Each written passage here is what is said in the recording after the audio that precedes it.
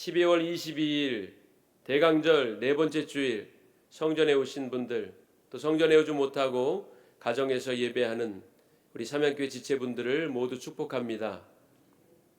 태어나신 아기 예수님의 그 크신 사랑과 은혜가 여기 모여 있는 또 함께 예배하는 모든 성도들에게 충만하기를 주님의 이름으로 간절히 축복합니다. 우리 옆에 뒤에 분들 보시면서 가정에서는 가족들과 함께 인사합니다. 성탄하신 예수님의 사랑이 충만하기를 원합니다. 반갑습니다. 사랑합니다. 성탄하신 예수님의 사랑이 충만하기를 원합니다. 반갑습니다. 사랑합니다. 우리는 살면서 지나온 날들을 떠올리며 후회도 합니다. 이루지 못한 것들 때문에 아쉬워하기도 하죠. 나를 아프게 했던 사람 때문에 마음에 분노가 끓어오르기도 하고 흘러가 버린 시간이 야속해지기도 합니다. 그러나 하나님은 언제나 새 일을 행하시는 분입니다. 우리가 지나간 실패의 자리에 주저앉아 있기를 원하지 않습니다. 과거에 연연하면 앞으로 나갈 수가 없습니다. 우리는 가을에 떨어지는 낙엽을 보며 낙담하거나 절망하지 않아요.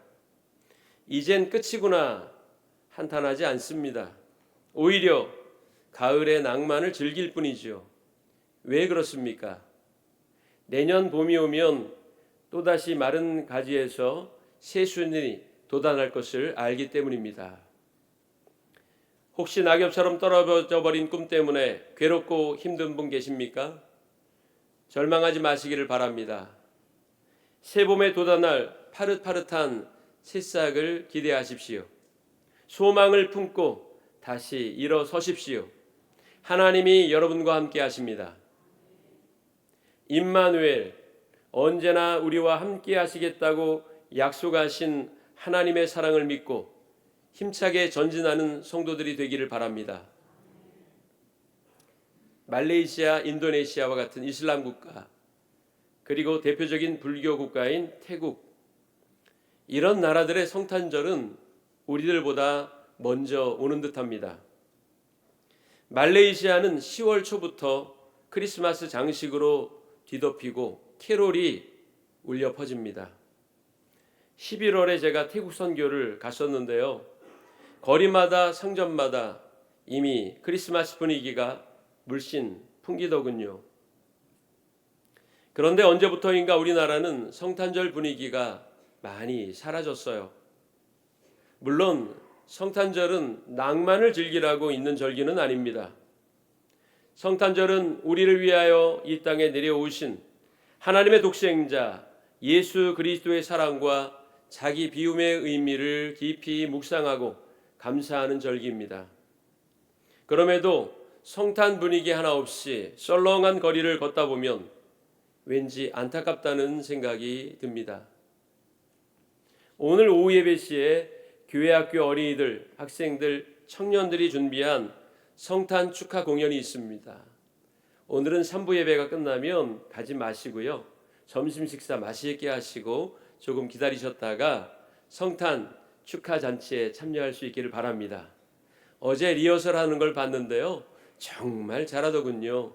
여러분들 기대하셔도 좋습니다. 예수님이 태어나신 첫 성탄절에 박사들은 예수님을 방문하여 황금과 유향과 모략을 예물로 드렸습니다. 들판에서 양을 지키고 있던 목자들은 천사가 전해준 소식을 듣고 한 걸음에 베들레헴으로 달려오지요. 그들 손에는 아무것도 들린 것이 없지만 그들은 아기 예수님을 보고 메시아 왕으로 경배했습니다. 화려하고 시끌벅적한 출생잔치는 없었지만 가장 거룩하고 가장 고귀한 밤이었습니다. 오늘 교회학교 성탄 축하 발표회가 그러한 자리가 될 수 있기를 원합니다. 오래전에 제가 성지순례를 갔을 때 베들레헴의 한 호텔에 묵었습니다. 베들레헴은 팔레스타인 자치지역 중 하나입니다. 예루살렘과 베들레헴 사이에는 높은 장벽이 가로막혀 있습니다. 거의 한 10m나 되는 장벽이 베들레헴과 예루살렘을 가로막고 시간이 되면 통문을 열었다가 시간이 지나면 통문을 닫아서 오고 갈 수 없도록 만들었습니다. 예수님이 태어나신 베들레헴과 십자가를 지신 예루살렘이 장벽으로 막혀 있다는 것이 참 아이러니하고 안타까웠습니다. 일정 중에 예수님이 탄생하신 곳으로 알려진 예수 탄생교회를 방문했습니다. 베들레헴 시내에서 남쪽으로 약 8km 정도 떨어진 곳에 있는 예수 탄생교회는 세계에서 가장 오래된 교회들 중 하나입니다. 그리고 예수님이 탄생하신 곳으로 알려진 동굴 위에 지어졌지요. 기원 후 135년에 로마 황제 하드리안이 기독교 말살 정책의 일환으로 이곳에 아도니스 신을 위한 신전을 세웁니다. 그러나 기독교가 공인된 후에 326년경 콘스탄틴 황제의 어머니 헬레나가 이곳을 방문하여 아도니스 신전을 허물고 예수 탄생교회를 짓게 했습니다. 그것이 지금까지 전해져 내려옵니다. 십자가 모양으로 건축된 예수 탄생교회의 규모는 그리 크지 않습니다. 길이가 52m, 너비가 24m 정도의 그리 크지 않은 성전입니다. 그런데 특이한 게 있습니다. 교회 출입문의 높이가 1.2m 정도밖에 되지 않아요. 초등학교 학생 정도나 겨우 허리를 펴고 드나들 수 있을까요? 성인들은 모두 허리를 굽히고 그 문을 들어서야 합니다. 이 문은 거룩한 장소에 말을 타고 들어가는 것을 막고 이곳에 들어가는 사람들은 누구나 허리를 굽히도록 하기 위하여 낮게 만들었습니다. 따라서 이 출입문을 겸손의 문, 좁은 문으로 부르기도 합니다. 이 겸손의 문을 통과할 때 참 많은 생각이 들었습니다. 감동적이더군요. 마치 동방박사와 목자들이라도 된 듯한 느낌이 들었습니다. 예수님이 탄생하셨다는 곳에 표시된 14개 꼭지점으로 이루어진 회색별을 보았을 때는 정말 아기 예수님을 만난 듯한 감격에 젖기도 했습니다. 여러분은 예수님의 탄생을 어떤 시선으로 바라보고 계십니까? 어떤 기대감이 있습니까? 난세는 영웅을 원한다고 했습니다. 지금은 어려운 시대입니다. 혼란한 때입니다. 그래서 사람들은 이 위기를 극복하게 해줄 영웅을 바라고 있는지 모르겠습니다. 그러나 역사가 우리에게 말해주는 것은 징기스칸도, 알렉산더 대왕도, 나폴레옹도, 그 어떤 위대하다는 인간의 지도자도 근본적인 문제를 해결할 수 없었습니다. 완전한 평화와 행복을 구현하지 못했어요. 예수 그리스도만이 유일한 구원의 길입니다. 믿습니까? 완전한 평화의 길입니다. 믿습니까? 세상에서 찾을 수 없는 행복을 주시는 분입니다. 누구에게서도 받지 못했던 위로를 얻을 수 있는 길입니다. 그 주님을 여러분 마음속에 모셔드리기를 원합니다. 오늘은 성전에서 아기 예수님을 만난 한 노인에 대한 이야기를 하겠습니다. 누가는 그를 이렇게 소개합니다. 예루살렘에 시므온이라고 이름하는 사람이 있었고 그는 의롭고 경건했다. 그리고 이스라엘의 위로를 기다리는 자였다고 말합니다. 또 성령이 함께하는 사람이었다고 설명하기도 하죠. 또 특이한 사실은 성령께서 그에게 말씀해 주셨는데 죽기 전에 그리스도를 만나게 될 것이라 하는 말씀이었습니다. 시므온이라는 이름은 이스라엘 남자 이름 중 매우 흔한 이름이라고 합니다. 그에 대한 언급은 오직 이 누가복음 본절 외에는 없습니다. 그의 직업과 출신 성분, 교육의 정도, 사회활동이나 종교적 지위같이 그 사람이 누구인지를 알 수 있게 해주는 정보는 지극히 미미합니다. 그럼에도 그는 아주 강렬한 인상을 우리에게 남겨주고 있습니다. 그의 나이가 몇이었는지는 모르지만 본문의 말씀을 유추해 보자면 매우 나이가 많은 사람이었습니다. 예루살렘 성전을 자주 방문하여 기도하며 또한 성령께서 약속하신 메시아를 기다리던 경건한 사람이었습니다. 자, 그날은 늘 들르던 성전이었지만 정말 특별한 날이었습니다. 일평생 꿈꾸던 분을 만났기 때문입니다. 요셉과 마리아가 정결 예식을 하기 위해 아기 예수님을 안고 성전에 들어왔고 때마침 그곳에 있던 시몬은 아기 예수님을 만나는 영광을 누리게 됩니다. 그때 그 감격을 이렇게 표현합니다. 누가복음 2장 29절입니다. 주제여 이제는 말씀하신 대로 종을 평안히 놓아주시는도다. 이 말을 다르게 표현하면 일평생 기다려왔던 분을 만났으니 이제 죽어도 여한이 없습니다. 충분합니다. 라는 뜻입니다. 이 고백이 우리 모두의 고백이어야 합니다. 따라해 보겠습니다. 주님을 만났으니 이제는 충분합니다. 죽어도 여한이 없습니다. 아무것도 바라는 게 없습니다. 정말입니까? 예수님을 만난 것이 여러분들 생에 가장 큰 복입니까? 그러한 고백으로 살기를 바랍니다. 말라기 선지자 이후로 400여 년 동안 이스라엘에는 영감받은 선지자가 나타나지 않았습니다. 오랜 침묵과 암흑만이 계속됐습니다. 그러나 시므온은 끈질기게 기도하며 인내했고 메시아를 기다렸습니다. 실망하지도 않았고 포기하지도 않았습니다. 그는 성령께서 약속하신 것을 확신하며 일평생을 기다렸습니다. 누가복음 2장 26절 보니까 주의 그리스도를 보기 전에는 죽지 아니하리라 하신 그 약속의 말씀을 되뇌고 또 곱씹었습니다. 일평생 한 번도 잊어버린 적이 없습니다. 이스라엘은 그때 페르시아 시대, 헬라 시대, 마카비 혁명 시대, 하스몬 왕조 시대를 지나 기원전 63년경 폼페이우스 장군이 유대를 멸망시킨 이후 이스라엘은 로마 제국 치하에 들어갔습니다. 말라기 선지자 이후 400여 년 동안 유다는 그야말로 격동기였습니다. 페르시아 제국의 고레스 왕이 포로에서 해방하고 그들을 고향으로 돌려보낼 때만 해도 그들에게는 희망이 있었어요. 수룹바벨, 예수아와 같은 위대한 지도자들의 주도로 예루살렘 성전이 재건되고 느헤미야 총독이 이끄는 예루살렘 성벽 재건팀이 예루살렘 성벽을 다시 재건할 때만 해도 희망이 그들에게 있다 생각했습니다. 그러나 페르시아 제국이 헬라 제국에 패망한 이후 기나긴 침묵과 암흑기가 계속되었습니다.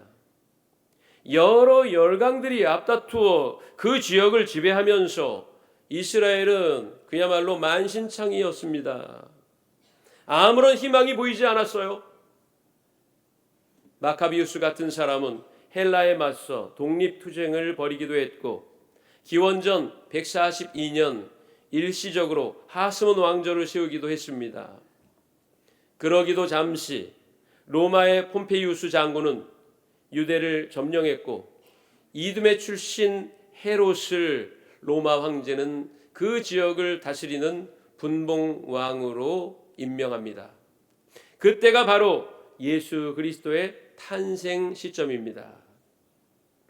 아무튼 그 당시 이스라엘은 그 어떤 희망도 발견할 수 없었습니다. 암흑만이 천지를 뒤덮고 있었습니다. 희망은 없어 보였고 꿈을 꾼다는 건 생각조차 못하는 일이었습니다. 그러나 이 노인 시므온은 꿈이 있었습니다. 성령께서 주신 꿈이었어요. 내가 죽기 전에 그리스도를 보리라. 얼마나 위대한 약속입니까? 그는 이 약속을 붙들고 살았습니다. 선지자도 보이지 않던 시대, 하나님의 뜻과 길을 보여줄 만한 이가 없었던 암흑기, 빛을 볼 수 없었던 캄캄한 시대, 시므온은 절망하지 않고 기다리고 또 기다렸습니다. 성령의 약속을 믿고 기다려 왔습니다. 예수님이 애굽으로 간 것은 아마도 40일 이후였을 것으로 생각됩니다. 예수님은 이 정결 예식 후에 애굽으로 갔던 것 같습니다. 급박한 때였지요. 예수님은 안전하지 않은 상태였습니다. 헤롯 대왕은 눈에 불을 켜고 이스라엘의 왕으로 태어난 아기를 잡아서 죽이려고 했습니다. 찾지 못하자 베들레헴 경내 2살 아래 남자아이들을 모두 죽이라는 잔혹한 명령을 내리기까지 하지요. 다행히 예수님이 태어나신 곳은 한 시골 마구간이었기 때문에 쉽게 발각되지 않았던 것 같습니다. 만약 귀족의 집에서, 왕족의 집에서 태어났었더라면 사람들이 주목하였을 것이고 아마 쉽게 그곳을 발견할 수 있었겠지요. 그러면 예수님의 일신에 문제가 생겼을 수도 있습니다. 허름한 마구간에서 나셨기 때문에 상대적으로 안전하셨던 것이 아닌가 하는 생각도 듭니다. 여러분, 요셉과 마리아는 가난했던 것 같아요. 정결 예식을 위해서는 어린 양 하나와 비둘기 2마리를 바쳐야 했는데 요셉과 마리아는 가난했는지 어린 양은 바치지도 못하고 비둘기만으로 정결 예식을 드렸다고 했습니다. 출생도 허름한 마굿간, 정결 예식을 행할 때도 돈이 별로 없어 비둘기로 예물을 드려야 했던 예수님이었는데 시므온은 그러한 예수님을 보며 메시아 나의 왕, 하나님이 약속하신 이스라엘의 왕으로 알아보며 그에게 경배했다는 겁니다. 누가복음 2장 29절에서 32절을 같이 읽겠습니다.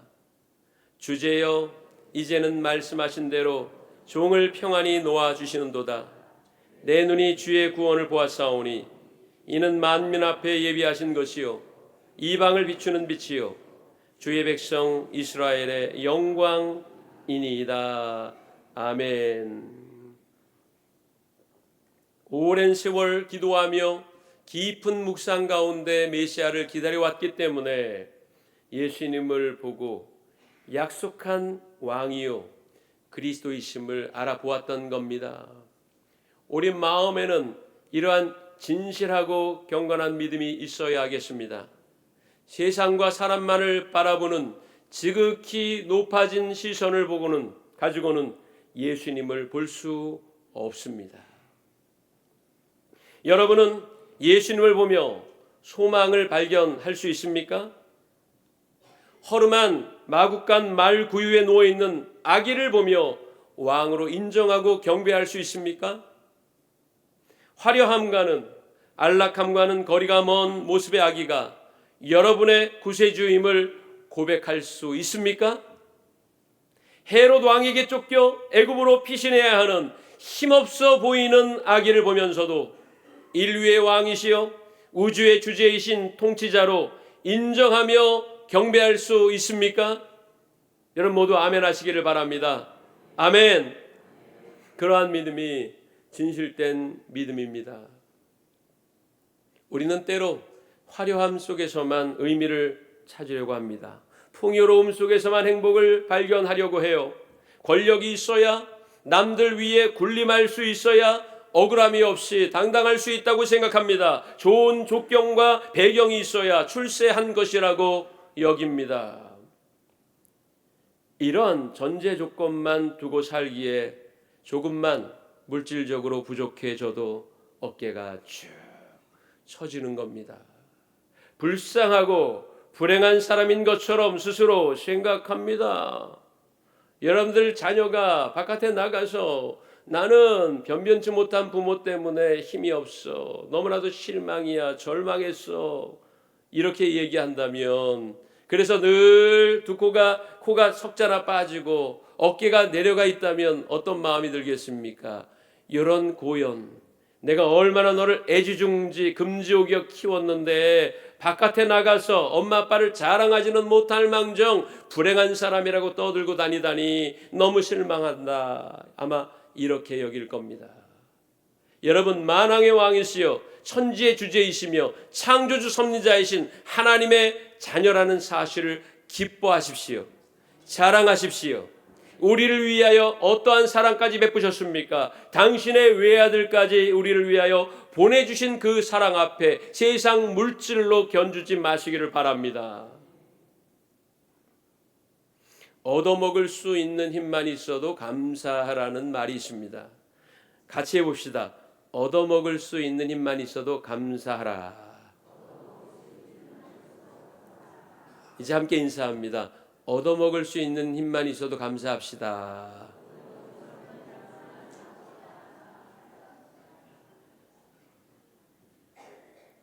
존재하는 것, 살아있는 것, 숨쉬는 것, 걸을 수 있는 것, 아니 이 자리에 내가 있다는 사실만으로도 감사할 수 있는 성도들이 되십시오. 코로나 팬데믹 기간에 사람들은 어찌할 줄 몰라 당황하고 허둥지둥 혼란함에 빠졌었습니다. 경제도 멈추고 교육도 중지되었으며 정치도 무역도 여행도 일순간 다 멈춰버렸던 때가 있습니다. 그러나 우리는 그 위기 앞에 배운 것도 많습니다. 인간의 힘으로는 어찌할 수 없는 위기 앞에서 인간이라고 하는 존재는 정말 아무것도 아니구나, 참 연약하구나 하는 것을 절감하지 않았습니까? 눈에 보이지도 않는 작은 바이러스가 인류의 삶을 어떻게 망가뜨리고 혼란하게 하고 두렵게 만들 수 있는지를 우리는 똑똑히 보았고, 그로 인해 역설적으로 오직 하나님만을 나의 구주, 나의 하나님이요 나의 삶의 근거, 나의 삶의 이유임을 고백할 수 있는 깊은 믿음의 기회를 우리에게 준 줄로 믿습니다. 평화를 외치고 공존을 주장하며 동맹관계를 견고히 하려는 국제 노력이 얼마나 부질없는 것인지를 러시아와 우크라이나의 끝나지 않는 전쟁을 보며 우리는 느끼고 있습니다. 이스라엘과 팔레스타인의 끝나지 않는 전쟁을 보며 인간의 완악함과 불의함을 동감하고 있지 않습니까? 하나님이 보호해 주셔야, 하나님이 우리 삶을 받쳐주셔야 우리는 1분 1초도 살아갈 수 있음을 고백하며 감사합시다. 인간이 식량 증산을 위해 종자개량하고 유기농에 심혈을 기울이며 과학적인 농법과 효과적인 기계 개발과 활용에 박차를 가해 본들 이상기후와 자연재해 앞에 얼마나 우리가 무기력해지는지를 우리는 똑똑히 경험하고 있습니다. 올여름 얼마나 더웠는지 감귤 농사가 잘 안 돼서 예년에 비해 감귤 가격이 많이 높아질 거라 하는 보도를 보았습니다. 이렇듯 우리 인간은 연약하다는 겁니다. 날씨가 조금만 더워도, 날씨가 조금만 추워도 우리의 삶의 요람은 흔들릴 수밖에 없는 거예요. 그러니 더더욱이 하나님을 의지하고 하나님만 바라보며 살아야 할 이유가 우리에게 있지 않겠습니까? 그러므로 위기는 기회이며 환난은 믿음을 깊게 만들 수 있는 놀라운 은혜가 됨을 고백할 수 있기를 원합니다. 돈은 우리 삶을 조금 더 편리하게 만들 수는 있습니다. 과학은 인간의 삶에 편리함을 배가시켜 주기도 하지요. 철학을 통해 인간 삶을 조명하고 인간 본성에 조금 더 가까이 갈 수 있는 가능성은 있지만 그게 다가 아닙니다. 본질적인 게 아니라는 거예요. 그래서 솔로몬 왕은 전도서에서 이렇게 고백하고 있습니다. 전도서 3장 11절입니다. 같이 읽습니다. 하나님이 모든 것을 지으시되 때를 따라 아름답게 하셨고 또 사람들에게는 사모하는 마음을 주셨느니라. 그러나 하나님이 하시는 일의 시중을 사람으로 측량할 수 없게 하셨도다. 아멘. 사람이 누려볼 수 있는 최고의 영화를 누리며 살았던 솔로몬은 자기 인생의 여정을 돌아보며 고백할 수밖에 없었습니다. 인간의 노력과 의도와 업적은 헛될 뿐이다. 그래서 전도서 첫머리에 헛되고 헛되며 헛되고 헛되니 모든 것이 헛되도다. 이 말은 염세주의를 부추기는 선언이 아닙니다. 하나님 없이 잘 살 수 있다고 생각하며 말하는 그것이 어리석고 헛되다는 겁니다. 그렇다면 우리가 하나님 안에 살며 하나님이 우리를 만드신 창조의 그 의미와 그 목적을 따라 살아간다면 그 삶이 의미 있고 가치 있는 삶이라고 솔로몬 우리에게 말하고 있는 겁니다. 즉 하나님 없는 인생은 헛될 뿐이다. 그러나 하나님을 경외하고 그의 명령을 지키는 인간이 가진 본분을 행할 때 인간의 가치는 드러날 수 있다고 말하는 겁니다. 그래서 전도서 12장 14절에 하나님은 모든 행위와 모든 은밀한 일을 선악간에 심판하시리라. 할렐루야. 여러분, 오늘 시므온이 기다렸던 그 기다림의 미덕이 저와 여러분들에게 있기를 원합니다. 이스라엘의 위로를 기다렸던 시므온은 정결 예식을 하러 성전에 오신 아기 예수님을 드디어 만나게 되었습니다. 그리고 그 오랜 기다림의 지루함에 큰 위로를 얻게 되었습니다. 메시아 예수 그리스도를 만났기 때문입니다. 이제는 죽어도 여한이 없다고 고백할 수밖에 없었던 것은 인생 최고의 선물을 예수 그리스도를 만남으로 받았기 때문입니다. 세상에서는 절대로 느낄 수 없는 위로를 받은 겁니다. 여러분들의 눈은 지금 어디를 향하고 있습니까? 세상을 향하고 있습니까? 물질을 향하고 있습니까? 사람을 기대하고 있습니까? 그 시선을 오늘 우리를 위하여 이 땅에 태어나신 예수 그리스도께 돌릴 수 있기를 원합니다. 이 시간 시므온이 보았던 이스라엘의 위로를 바라보시기 바랍니다. 상처 입은 마음이 이스라엘의 위로를 바라보는 순간 치유함을 얻게 될 겁니다. 답답했던 마음이 이스라엘의 위로를 보는 순간 유쾌하게 될 것입니다. 미워했던 마음이 이스라엘의 위로를 보는 순간 용서하는 마음으로 바뀌게 될 것이며, 절망했던 마음이 이스라엘의 위로를 보는 순간 희망과 소망이 용솟음치게 될 것입니다. 오늘 여러분 마음에 오시는 예수 그리스도를 만나는, 그래서 시므온이 누렸던 그 기쁨과 평안과 위로를 누리는 사명교회 성도들이 되시기를 주의 이름으로 간절히 축원합니다.